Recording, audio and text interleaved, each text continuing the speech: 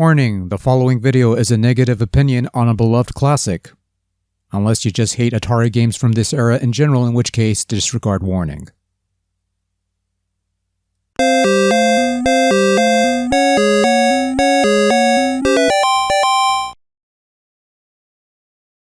Hello. It's time to play Atari today.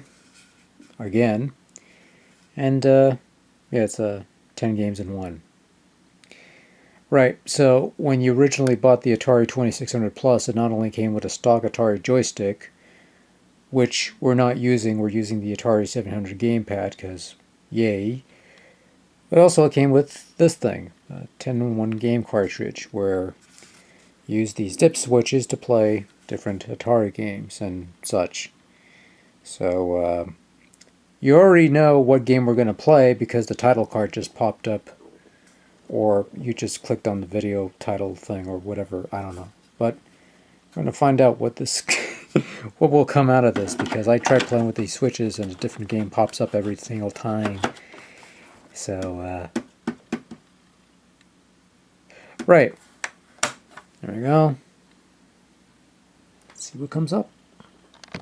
It's Video Pinball, released in 1981 for the Atari 2600 video computer system and based on the 1979 arcade game of the same name.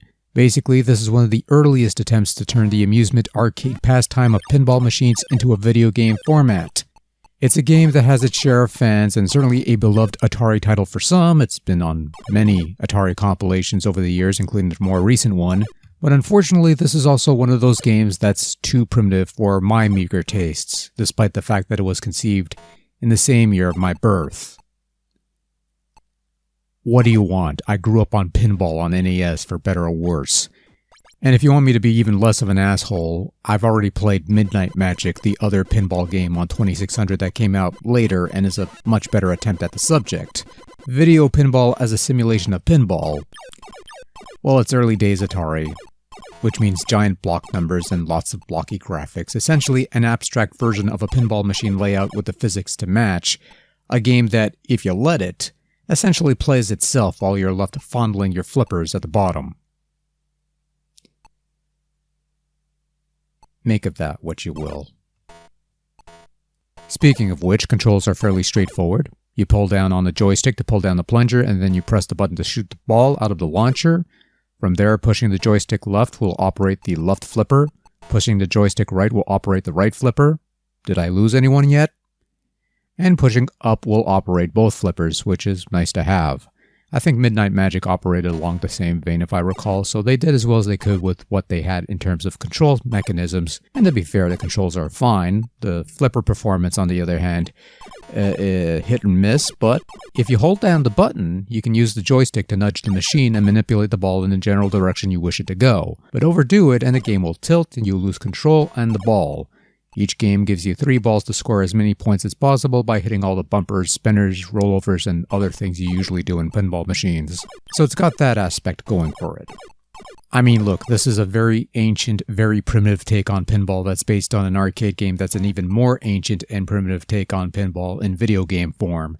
In terms of functionality, you have the usual gimmicks that make up a pinball table. Everything works as it should, save for the ball physics, which are a treat if nothing else.